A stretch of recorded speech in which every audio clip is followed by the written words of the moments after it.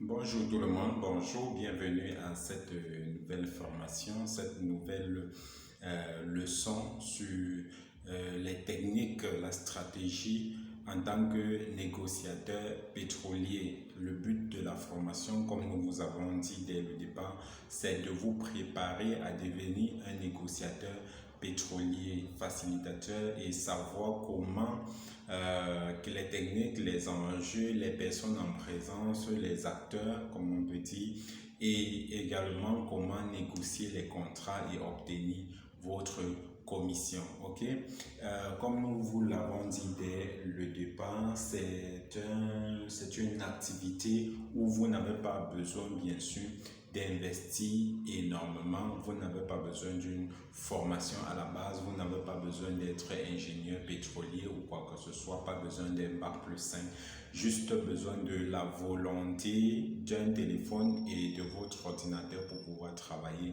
à partir de chez vous, ok? Mais également, vous avez besoin de connaître les termes reliés à l'activité parce que, comme on vous l'a bien dit, toute science ou plutôt toute activité professionnelle a son vocabulaire qui va avec, et à ce titre, vous êtes tenu de maîtriser au moins et de parler le vocabulaire de votre interlocuteur pour, si vous voulez être professionnel. Certes, vous n'allez pas l'être dès le début, mais ce n'est qu'une affaire de temps. Et nous allons vous accompagner déjà par cette formation et l'encadrement après la formation. Nous serons à votre disponible, nous serons disponibles, disposés à vous encadrer par la suite, ok? Également, nous continuons de vous rappeler que vous devez améliorer votre niveau d'anglais parce que c'est une activité qui se passe principalement en anglais, la négociation pétrolière. Le marché du pétrole, en fait, se fait en anglais. Donc, vous devez vous devez améliorer votre anglais, ok? Très bien. Sans plus tarder, nous allons continuer avec le vocabulaire dont vous aurez nécessaire et les documents dont vous aurez besoin, autant pour moi, désolé du lapsus, et les documents dont vous nécessaires que vous allez rencontrer à chaque jour. Ok? Donc, du côté de l'acheteur, il y a un certain nombre de documents qu'il devra présenter, notamment le LOI. Vous allez voir ça chaque fois, LOI, Letter of Intention. Ok? En anglais, ça veut dire Letter of Intention. C'est une lettre ou un document que l'acheteur envoie au vendeur pour lui spécifier, pour lui dire j'ai besoin de tel produit avec les spécifications qui suivent, notamment la gravité, ce qu'on appelle le specific gravity et toute la concentration en sous-concentration de ceci et cela. Donc, c'est dans le Letter of Intention que vous avez tout ce que demande l'acheteur, ok? Ça s'appelle LOI, ok? Et le deuxième, c'est le IPO, Irrevocable Payment Order, ok? Dans le Irrevocable Payment Order, c'est une lettre que l'acheteur, la banque, je veux dire l'acheteur donne à sa banque pour dire que tant que tel produit lui est livré ou en fonction de quel contrat que moi j'ai signé, vous êtes tenu de faire un versement de la somme de X ou de la somme de Z à telle autre banque au nom de X, Y ou Z. Ok? Donc, c'est le Irrevocable Payment Order est une lettre qui vient de l'acheteur. Donc, il est tenu de présenter une copie ou plutôt, vous pouvez avoir l'acceptation ou l'accusé de réception de sa banque. Vous voyez, là, cela fait foi de ce qu'il est effectivement un acheteur sérieux, ok? Vous avez le ICPO, Irrevocable Corporate Purchase Order, ok, irrevocable corporate purchase order, ok. C'est-à-dire, en réalité, lorsque l'acheteur, ok, il a reçu l'offre, parce qu'il y a ce qu'on appelle le corporate offer letter, ok, corporate offer letter, ok. En fait, c'est ce que le vendeur envoie à l'acheteur pour lui présenter le produit une fois qu'il a reçu le LOI de l'acheteur, ok.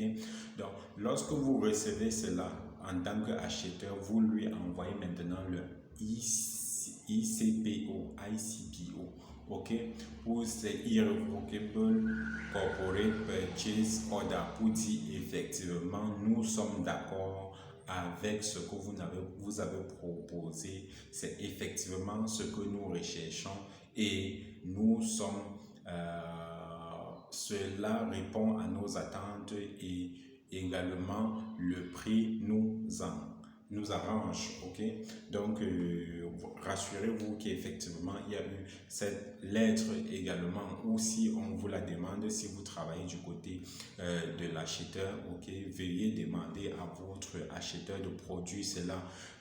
Sachez que généralement les acheteurs ou les vendeurs n'ont pas la formation requise. La majorité sont des investisseurs qui ont leur argent et qui l'ont mis à disposition je veux dire, des personnes comme vous pour les accompagner, ok. Ils veulent se faire de l'argent, ils n'ont pas la formation requise, donc il est de votre devoir de les conseiller, d'être leur agent, d'être leur gardien, leur conseiller. Voilà pourquoi ils vous écoutent et généralement c'est ce que vous voulez qu'ils se retrouvent en train de faire, mais vous devez vous assurer que vous défendez leurs intérêts, ok.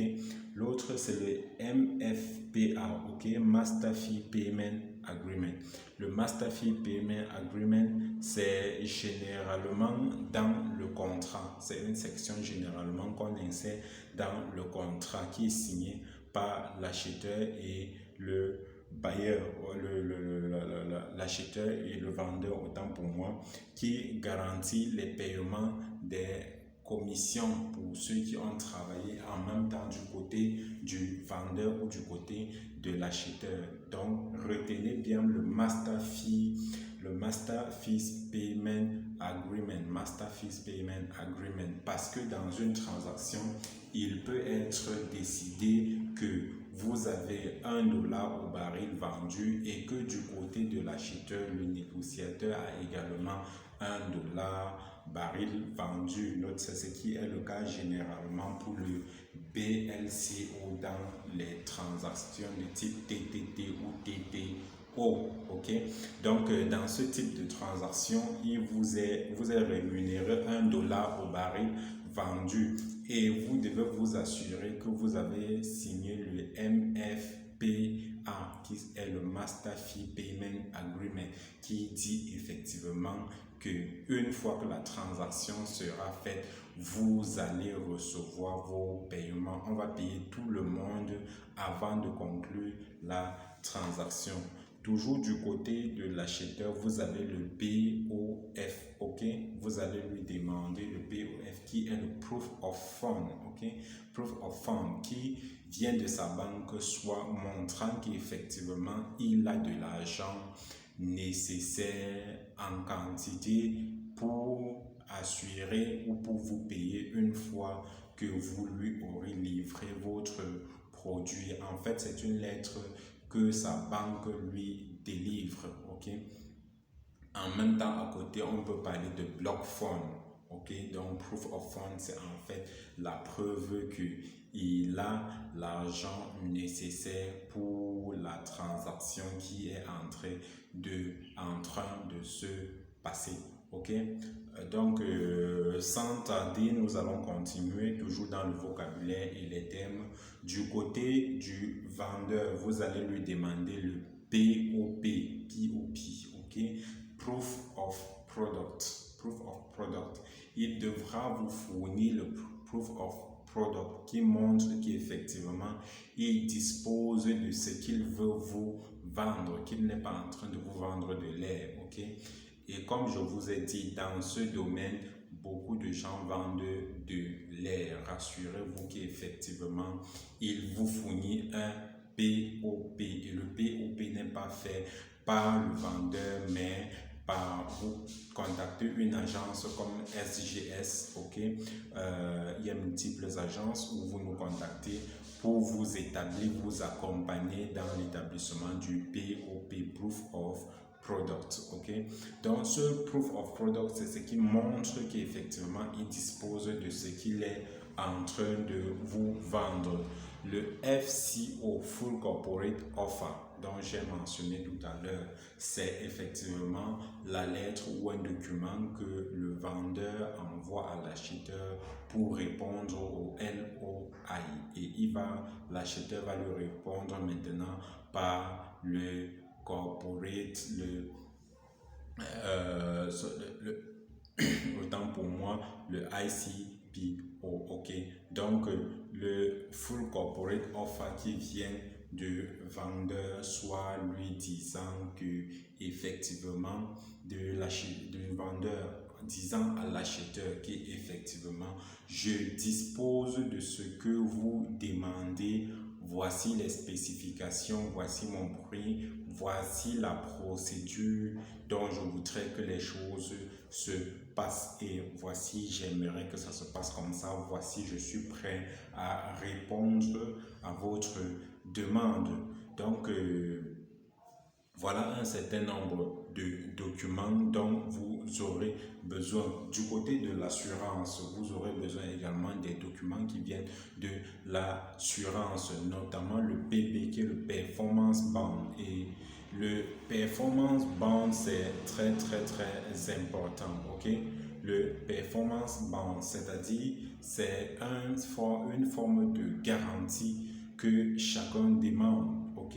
Soit disant, qu'est-ce qui me prouve que tu vas devoir faire ce que tu as dit, ok?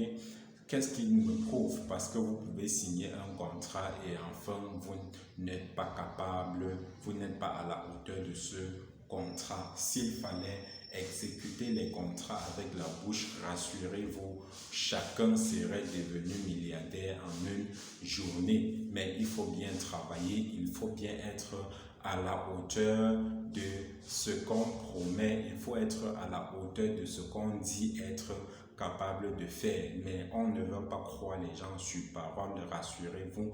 Comme nous vous avons dit une fois dans ce domaine, mettez votre confiance dans votre sac, jetez votre sac au fond de votre lit avant de sortir de la maison le matin, car vous n'aurez pas besoin de votre confiance, vous n'en aurez jamais besoin dans ce domaine, vous devez toujours faire attention. Donc, le PB, qui est le Performance Bond, en fait, c'est une somme d'argent que l'assureur du vendeur ou de l'acheteur met en gage. Donc, de chaque côté, que ce soit du côté du vendeur ou de l'acheteur, on met cela en gage pour dire que si jamais on ne mène pas à bien le contrat, eh bien, on perd ce qu'on a mis en gage. Et pour cela, faites très attention parce que certaines personnes vont vous promettre, vont vous donner des contrats alléchants qui en même temps contiennent des choses que vous ne pouvez pas faire et lorsque vous ne serez pas en mesure de les satisfaire, ils vont simplement bénéficier de ce que vous avez mis en gage, surtout lorsque vous êtes le mandataire ou le négociateur du côté de l'acheteur. Prenez le temps de bien lire les procédures et ce que demande le vendeur également. Donc, prenez le temps de bien lire, ne vous précipitez pas, rassurez-vous que vous comprenez. Là où vous ne comprenez pas, ce que vous ne comprenez pas dans un contrat, demandez l'aide de quelqu'un qui est dans le domaine, un expert, ou venez vers nous pour qu'on vous accompagne parce que vous ne pouvez pas ne pas faire des erreurs parfois. Et si vous faites des erreurs, l'argent est en jeu à hauteur des millions de dollars. On ne peut pas se permettre de faire des erreurs n'importe comment. Ok? Bon, ceci dit, nous vous avons présenté les documents du côté de l'acheteur, les documents du côté du vendeur, l'assurance de la banque ou de votre assureur. Ok? On espère que vous avez pris note, vous avez relevé tous ces thèmes. Nous pourrons, sur votre demande également, vous envoyer tous ces termes ou peut-être les mettre en commentaire si vous voulez. Mais déjà, n'oubliez pas, aimer et partager, abonnez-vous à notre chaîne pour la suite de la formation. Donc, si vous avez des questions, n'hésitez pas également à poser. Je suis à votre service, ingénieur pétrolier. J'ai travaillé dans le domaine et également négociateur des contrats pétroliers. Nous sommes disposés à vous apporter tout l'encadrement nécessaire. OK? Bon, merci beaucoup et passez une très bonne journée.